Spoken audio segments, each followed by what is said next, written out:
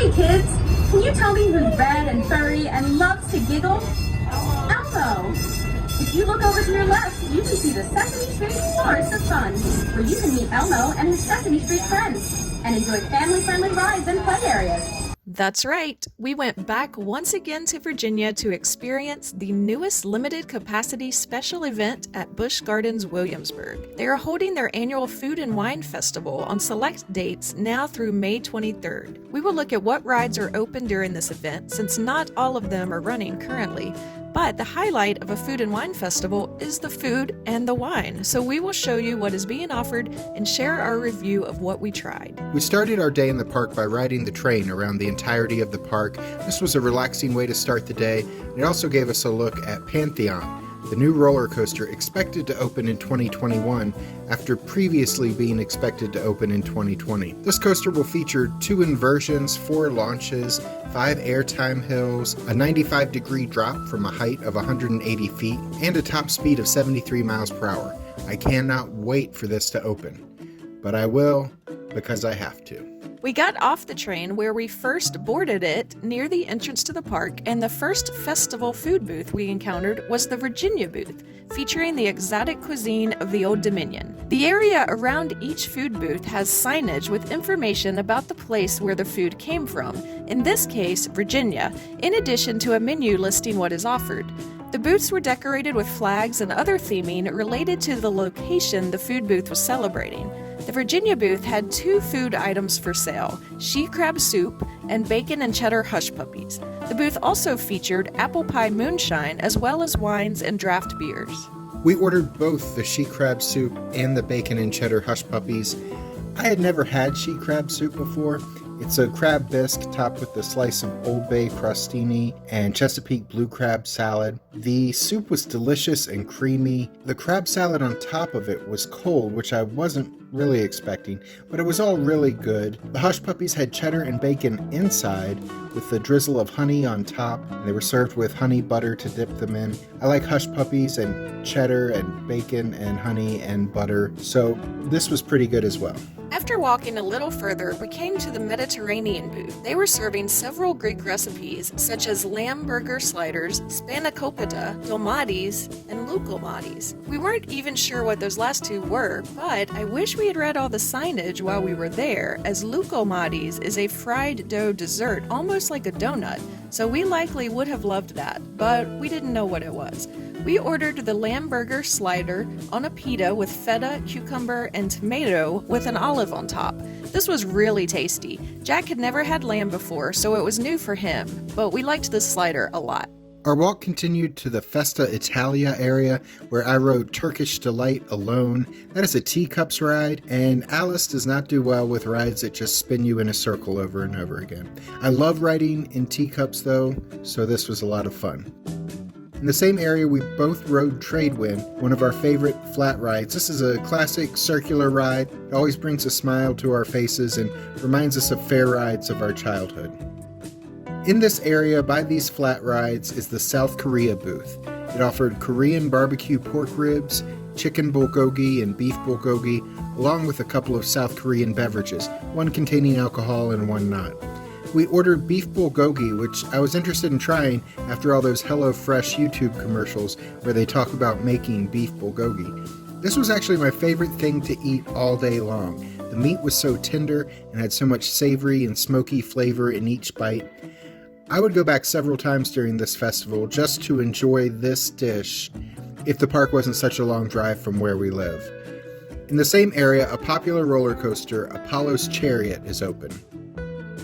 It's a lot of fun to fill up at the food and wine booths and then jump on a huge roller coaster.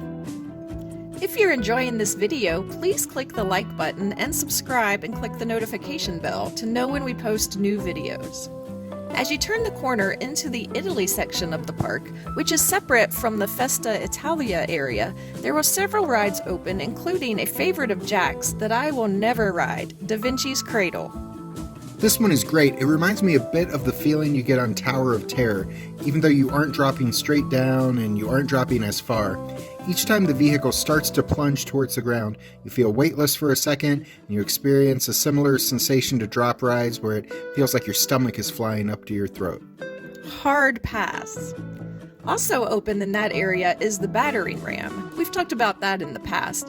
It is another favorite of Jack where you can get some airtime. There's also a kiddie ride in the area called the Little Balloons. Think Dumbo, but with balloons. In the middle of all the rides is another booth called Sangria Garden, which serves red sangria, white sangria, frozen sangria, and rosé sangria. You can also purchase a flight to enjoy all 4 flavors. Continuing down the road in Italy, you get to the Italy food booth.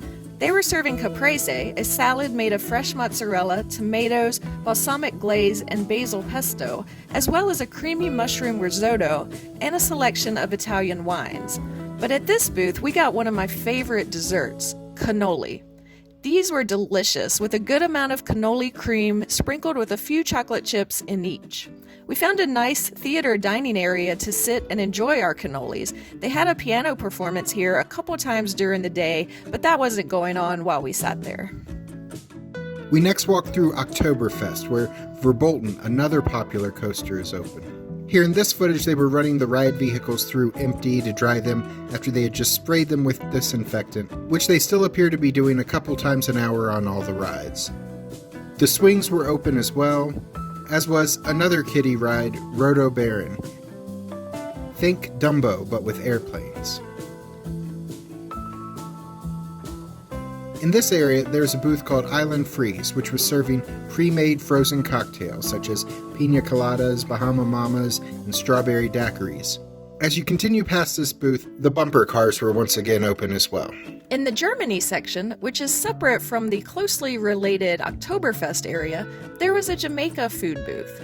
They were offering jerk chicken sliders as well as gamba fritters, which were crispy shrimp dumplings with a dipping sauce. We tried the jerk chicken sliders. They came with mango salsa on the slider and a side of cilantro lime slaw. These tasted good, but were way too spicy for my taste. Jack loved them, however. If you like some heat, you will enjoy these. There was a guy playing steel drums near the Jamaica booth who was really good, so we sat and listened to him for a while. There were several rotating performers in the park throughout the day, as well as an Oompa band performing on the stage at the Festhaus, a large food hall in Germany. But we didn't make it in to see them, as when we were walking by, the building had already reached capacity. We crossed the bridge into New France, where once again we rode one of our favorite flat rides, La Catapult. A short distance from that, Invader was open. This is a fun coaster, styled after older model wooden coasters, though most of the frame is actually metal. It has a lot of big hills and dips. The rules at Busch Gardens state that you can't film on coasters, though we do see footage on YouTube sometimes, so people obviously aren't always following that rule. But I was able to get some footage of this coaster on our train ride earlier in the day. I love this style of coaster, it's a lot of fun. The Brazil food booth is set up nearby this area, but it was closed, so we didn't get to try anything there.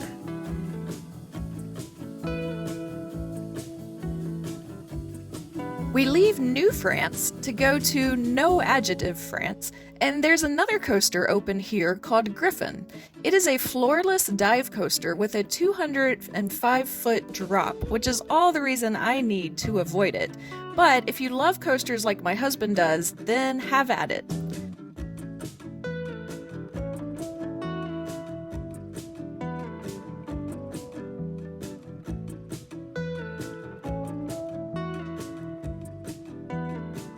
The French Quarter food booth is here. It featured food that were popular selections from their recent Mardi Gras celebration, such as chicken and andouille gumbo and muffaletta, as well as a frozen hurricane cocktail. We ordered beignets with powdered sugar and caramel, and they were really good. This is also one of the several areas in the park where, for an extra fee, you could experience a wine tasting. You get to taste several types of wine, plus hear from wine experts about the origins of the wines. Our path continues and brings us to the Mexico booth, which was also closed.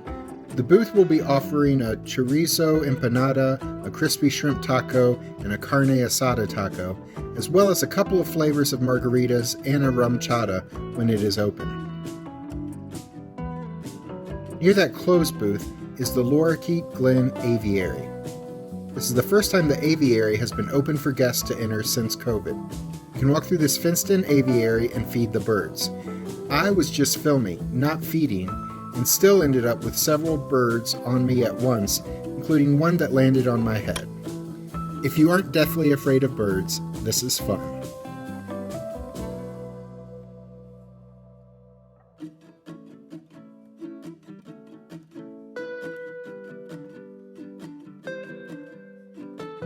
The final booth is near Ireland, and it was the Hawaii booth. This one was open, but the line was so long that we chose to keep moving and ride a couple rides over again with the time we had left rather than waiting in line. It had a cool tiki theme. They were selling Hawaiian mac and cheese, pineapple coconut mousse, and a spam musubi, because we hear people in Hawaii love their spam. Nearby Finnegan's Flyers, the Extreme Swings ride was open. We didn't mention it yet, but Highland Stables, the home of the park's Clydesdale horses, was open, as were the Wolf and Eagle exhibits. And as you may have gathered in the train footage at the beginning, the popular Sesame Street Kids area was open too. This was the first time the park really felt full again since they began these limited capacity events. It may be in part because it was Easter weekend, but also in part because the state government has increased the capacity limits on theme parks recently. However, remember, about half the rides were closed, including several roller coasters. The park's drop ride, Mock Tower, was also closed. The park's indoor virtual reality ride, all 3 water rides, a few flat rides, and the park's other kids area, the Land of the Dragons, were all closed for this event. Also, many of the restaurants were closed as well.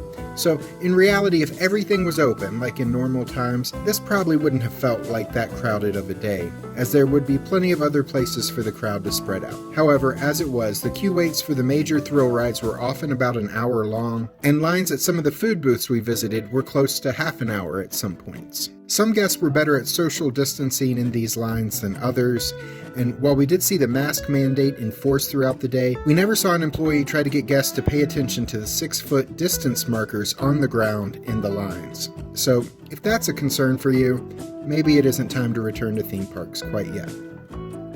Having said all that, we enjoyed the Food and Wine Festival. We loved all the food that we tried. There literally was nothing that we didn't like. But remember, these are just small samples. The wine or cocktail samples at the booths are tiny as well.